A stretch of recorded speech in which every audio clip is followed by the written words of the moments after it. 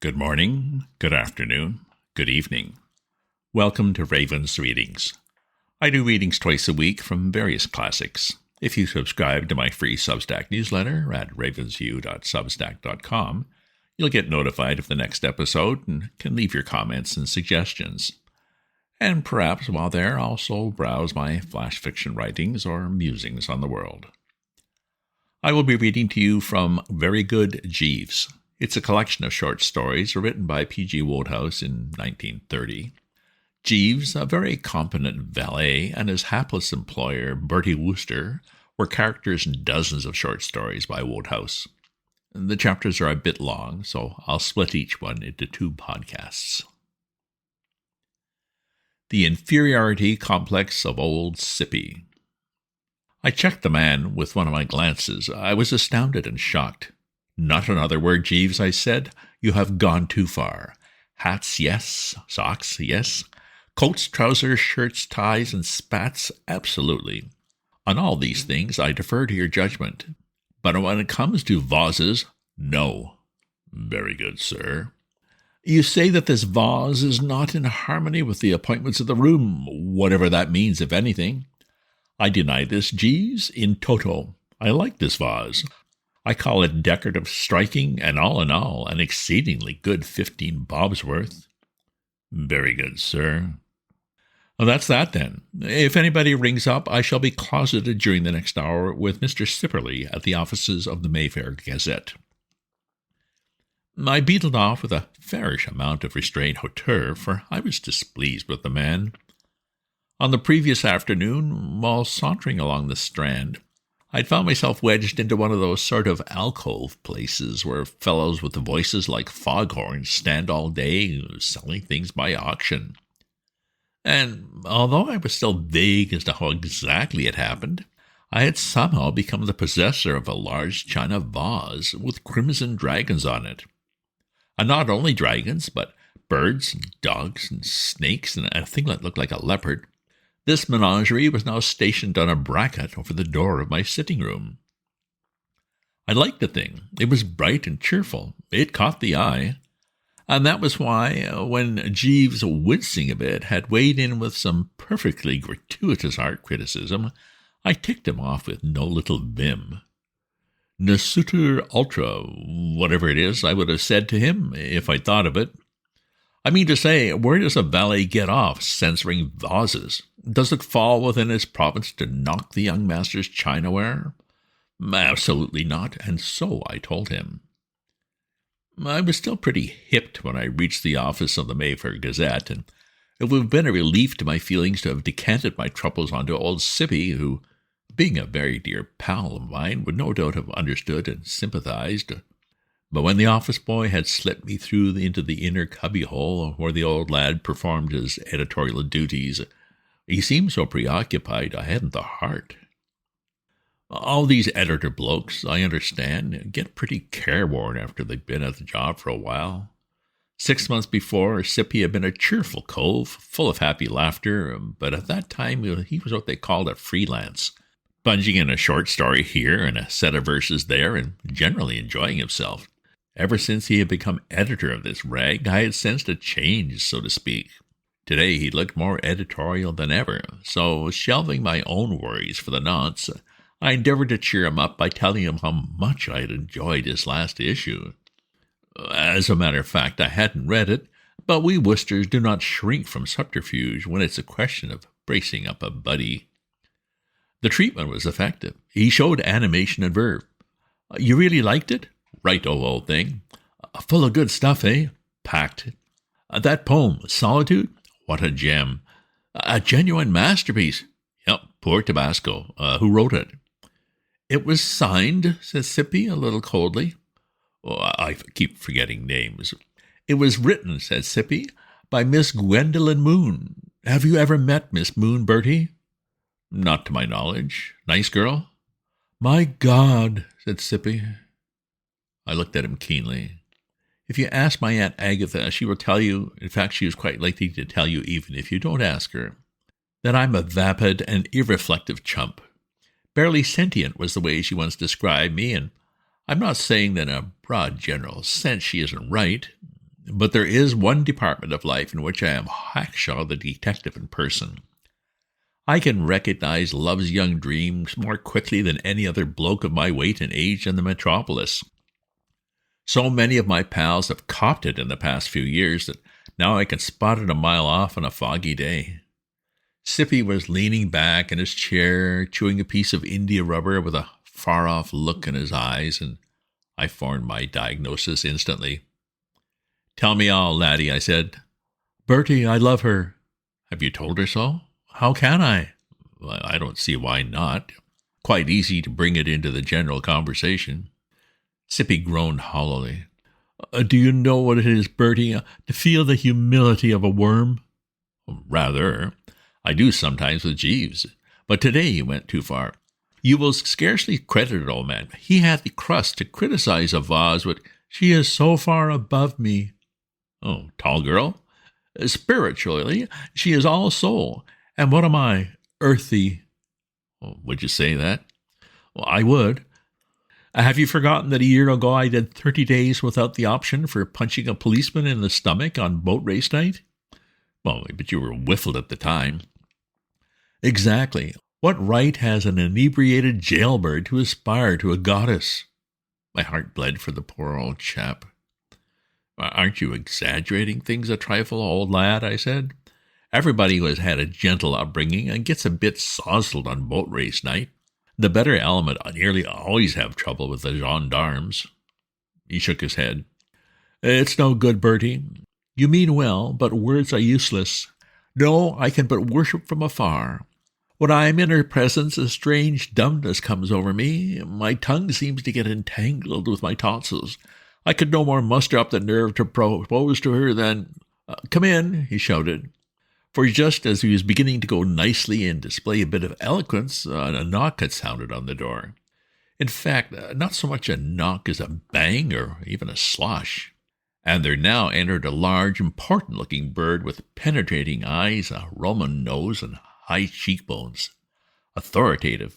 That's the word I want. I didn't like his collar, and Jeeves would have had a thing or two to say about the sit of his trousers, but nevertheless he was authoritative. There was something compelling about the man. He looked like a traffic policeman. "Ah, Sipperly," he said. Old Sippy displayed a good deal of agitation. He had leaped from his chair and was now standing in a constrained attitude with a sort of pop-eyed expression on his face. "Pray be seated, Sipperly," said the cove. He took no notice of me. After one keen glance and a brief waggle of the nose in my direction, he had washed Bertram out of his life. "I have brought you another little offering. Look it over at your leisure, my dear fellow." "Yes, sir," said Sippy. "I think you'll enjoy it. But there's just one thing. I should be glad, Sipperly, if you would give it a little better display, a rather more prominent position in the paper than you accorded to my landmarks of old Tuscany. I am quite aware that in a weekly journal space is a desideratum, but what does not like one efforts to be, I can only say, pushed away in a back corner among advertisements of bespoke tailors and places of amusement." He paused, and a nasty gleam came into his eyes. "You will bear this in mind, Sipperly?" "Yes, sir." "I'm greatly obliged, my dear fellow," said the cove, becoming genial again. "You must forgive my mentioning it. I would be the last person to attempt to dictate the editorial policy, but, well, good afternoon, Sipperly. I will call for your decision at 3 o'clock tomorrow." He withdrew, leaving a gap in the atmosphere about 10 feet by 6. When this had closed in, I sat up. "What was that?" I said. I was startled to observe poor old Sippy apparently go off his onion.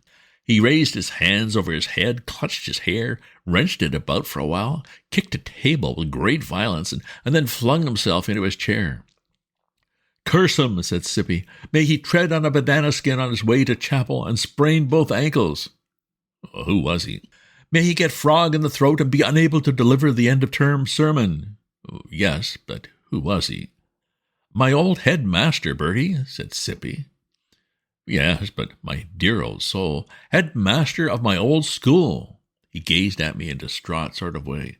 "Good Lord, can't you understand the position?" "Not by a jugful, laddie." Sippy sprang from his chair and took a turn or two up and down the carpet. "How do you feel," he said, "when you meet the headmaster of your old school?" "Well, I never do. He's dead." "Well, I'll tell you how I feel. I feel as if I were in the lower fourth again and had been sent up by my form master for creating a disturbance in school. That happened once, Bertie, and the memory still lingers. I can recall it as if it were yesterday, knocking at old Waterbury's door and hearing him say, 'Come in,' like a lion roaring at an early Christian, and going in and shuffling my feet on the mat, and him looking at me and me explaining, and then after what seemed a lifetime, bending over and receiving 6 of the juiciest on the oval spot with a cane that bit like an adder. And whenever he comes into my office now, the old wound begins to trouble me, and I just say, 'Yes, sir,' 'No, sir,' and I feel like a kid of 14. I began to grasp the position. The whole trouble with these fellows like Sippy, who go in for writing, is that they develop the artistic temperament, and you never know when it's going to break out. "He comes in here," said Sippy, "with his pockets full of articles on old school cloisters and some little-known aspects of Tacitus and muck like that, and I haven't the nerve to refuse them. And this is supposed to be a paper devoted to the lighter interests of society." "You must be firm, Sippy. Firm, old thing." "How can I, when the sight of him makes me feel like a piece of chewed blotting paper? When he looks at me over that nose, my morale goes blue at the roots, and I'm back at school again. It's persecution, Bertie. And the next thing that'll happen is that my proprietor will spot one of the articles and assume with perfect justice that if I can print that sort of thing, I must be going off my chump and fire me." I pondered. It's a tough problem. "How would it be?" I said. "That's no good." "Only a suggestion," I said. "Jeeves," when I got home, "surge round." "Sir?" "Burn us the old beam. I have a case that calls for one of your best efforts. Have you ever heard of a Miss Gwendolen Moon? Authoress of Autumn Leaves, 'Twas on an English June, and other works?" "Yes, sir."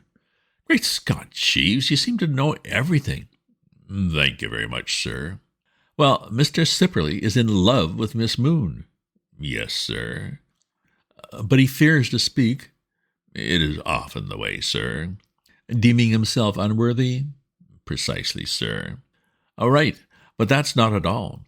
Tuck that away in a corner of the mind, Jeeves, and absorb the rest of the facts. Mr. Sipperley, as you're aware, is the editor of a weekly paper devoted to the interests of the lighter society. And now the headmaster of his old school has started calling at the office and unloading on him junk entirely unsuited to the lighter society. All clear?" "I follow you perfectly, sir." "And this drip, Mr. Sipperley is compelled to publish, much against his own wishes, purely because he lacks the nerve to tell the man to go to blazes. The whole trouble being, Jeeves, that he's got one of those things that fellows do get. It's on the tip of my tongue." "An inferiority complex, sir?" "Exactly. An inferiority complex. I have one myself with regard to my Aunt Agatha. You know me, Jeeves. You know that if it were a question of volunteers to man the lifeboat, I would spring to the task. If anyone said, 'Don't go down the coal mine, Daddy,' it would have not the slightest effect on my resolution." "Undoubtedly, sir." "And yet, and this is where I want you to follow me very closely, Jeeves, when I hear that my Aunt Agatha is out with her hatchet and moving in my direction, I run like a rabbit. Why? Because she gives me an inferiority complex. And so it is with Mr. Sipperley. He would, if called upon, mount the deadly breach and do it without a tremor, but he cannot bring himself to propose to Miss Moon, and he cannot kick his old headmaster in the stomach and tell him to take his beastly essays on the old school cloisters elsewhere, because he has an inferiority complex. So what about it, Jeeves?" "I fear I have no plan which I could advance with any confidence on the spur of the moment, sir." "Oh, you want time to think, eh?" "Yes, sir." "Well, take it, Jeeves, take it. You may feel brainier after a night's sleep. What is it Shakespeare calls sleep, Jeeves?" "Tired nature's sweet restorer, sir." "Exactly. Well, there you are, then." You know, there's nothing like sleeping on a thing. Scarcely had I woken up next morning when I discovered that while I slept, I'd got the whole binge neatly in order and worked out a plan Marshal Foch might have been proud of. I rang the bell for Jeeves to bring me my tea. I rang again. Must have been 5 minutes before the man showed up with the steaming. "I beg your pardon, sir," he said when I reproached him. "I did not hear the bell. I was in the sitting-room, sir." "Ah," I said, sucking down a spot of the mixture. "Doing this and that, no doubt?" "Dusting your new vase, sir." My heart warmed to the fellow. If there's one person I like, it's the chap who's not too proud to admit it when he's in the wrong. No actual statement to that effect had passed his lips, of course, but we Woosters can read between the lines. I could see he was learning to love the vase. "How does it look?" "Yes, sir." A bit cryptic, but I let it go. "Jeeves," I said. "Sir." "That matter we were in conference about yesterday?" "The matter of Mr. Sippy, sir." "Precisely. Don't worry yourself any further. Stop the brain working. I shall not require your services. I have found the solution. It came on me like a flash." "Indeed, sir." Just like a flash. In a matter of this thing, Jeeves, the first thing to do is to study— what's the word I want?" "I could not say, sir." Quite a common word, though long." "Psychology, sir." The exact noun." "It is a noun?" "Yes, sir." "Oh, spoken like a man. Well, Jeeves, direct your attention to the psychology of old Sippy. Mr. Sipperley, if you follow me, is in the position of a man from whose eyes the scales have not fallen. The task that faced me, Jeeves, was to discover some scheme which would cause those scales to fall. You get me?" "Not entirely, sir." Well, what I'm driving at is this. At present, this head bloke master, this Waterbury, is trampling all over Mr. Sipperley because he is hedged about with dignity, if you understand what I mean. Years have passed. Mr. Sipperley now shaves daily and is in an important editorial position, but he can never forget that this bird once gave him 6 of the juiciest. Result? An inferiority complex. The only way to remove that complex, Jeeves, is to arrange that Mr. Sipperley shall see this Mr. Waterbury in a thoroughly undignified position. This done, the scales will fall from his eyes. You must see that for yourself, Jeeves. Take your own case. No doubt there are a number of your friends and relations who look up to you and respect you greatly. But suppose one night they were to see you in an advanced state of intoxication, dancing the Charleston in your underwear in the middle of Piccadilly Circus.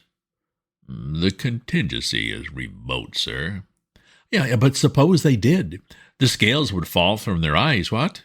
Very possibly, sir. To take another case. Do you remember a year or so ago the occasion when my Aunt Agatha accused the maid at that French hotel of pinching her pearls, only to discover they were still in her drawer? Yes, sir. Whereupon she looked the most priceless ass. You'll admit that? Certainly, I have seen Mrs. Spencer Gregson appear to have greater advantage than at that moment, sir. Exactly. Now follow me like a leopard. Observing my Aunt Agatha in her downfall, watching her turn bright mauve, and listening to her being told off in liquid French by a whiskered hotel proprietor without coming back with so much as a single lift of the eyebrows, I felt as if the scales had fallen from my eyes. For the first time in my life, Jeeves, the awe with which this woman had inspired me from childhood's days left me. It came back later, I'll admit, but at the moment I saw my Aunt Agatha for what she was.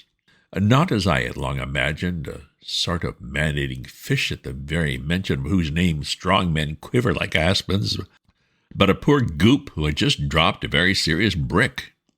At that moment, Jeeves, I could have told her precisely where she got off, and only a too chivalrous regard for the sex kept me from doing so. You won't dispute that? No, sir. Well then, my firm conviction is that the scales will fall from Mr. Sipperley's eyes when he sees this Waterbury, this old headmaster, stagger into his office covered from head to foot with flour. Flour, sir. Flour, Jeeves. But why should he pursue such a course, sir? Because he won't be able to help it. The stuff will be balanced on top of the door, and the force of gravity will do the rest. I propose to set a booby trap for this Waterbury, Jeeves. I propose to set a booby trap for this Waterbury, Jeeves. Really, sir, I would scarcely advocate. I raised my hand. Peace, Jeeves. There is more to come. You have not forgotten that Mr. Sipperley loves Miss Gwendolen Moon, but fears to speak. I bet you'd forgotten that. No, sir. Well, my belief is that once he finds he has lost his awe of this Waterbury, he will be so supremely braced there'll be no holding him. He'll rush right off and bung his heart at her feet, Jeeves. Well, sir. Jeeves, I said a little severely, whenever I suggest a plan or a scheme or a course of action, you're too apt to say, well, sir, in a nasty tone of voice. I do not like it, and it's a habit you should check. The plan or scheme or course of action which I've outlined contains no flaw. If it does, I should like to hear it. Well, sir. Jeeves, I beg your pardon, sir. I was about to remark that, in my opinion, you are approaching Mr. Sipperley's problems in the wrong order. How do you mean the wrong order? Well, I fancy, sir, that better results would be obtained by first inducing Mr. Sipperley to offer marriage to Miss Moon. In the event of the young lady proving agreeable, I think that Mr. Sipperley would be in such an elevated frame of mind that he would have no difficulty in asserting himself with Mr. Waterbury. But you're then stymied by the question, how is he to be induced? It had occurred to me, sir, that as Miss Moon is a poetess of a romantic nature, it might have weight for her if she heard that Mr. Sipperley had met with a serious injury and was mentioning her name. Oh, calling for her brokenly, you mean? Calling for her, as you say, sir, brokenly. I sat up in bed and pointed at him rather coldly with the teaspoon. Jeeves, I said, I would be the last man to accuse you of dithering, but that is not like you. It's not the old form, Jeeves. You're losing your grip. Might be years before Mr. Sipperley had a serious injury. There is that to be considered, sir. I cannot believe that it is you, Jeeves, or I'm meekly suggesting that we should suspend all activities in this matter year after year, on the chance that some day Mr. Sipperley may fall under a truck or something. No, the program will be as I have sketched it out, Jeeves. After breakfast, kindly step out and purchase about 1.5 pounds of the best flour. The rest you may leave to me. Very good, sir. End of episode. It seems Bertie has a solution to his friend's problem. Jeeves does have some concerns, but we'll just have to see how this plays out. Just a reminder, if you subscribe to my free newsletter at ravensview.substack.com, you'll get notified of my updates as soon as they're ready. Plus, you can browse the various short stories and musings I have in there. If you enjoyed this reading or have other classics you'd like to hear, do leave me a comment. Check out my other posts on my Substack, and remember to share this with your friends. Ta-ta for now.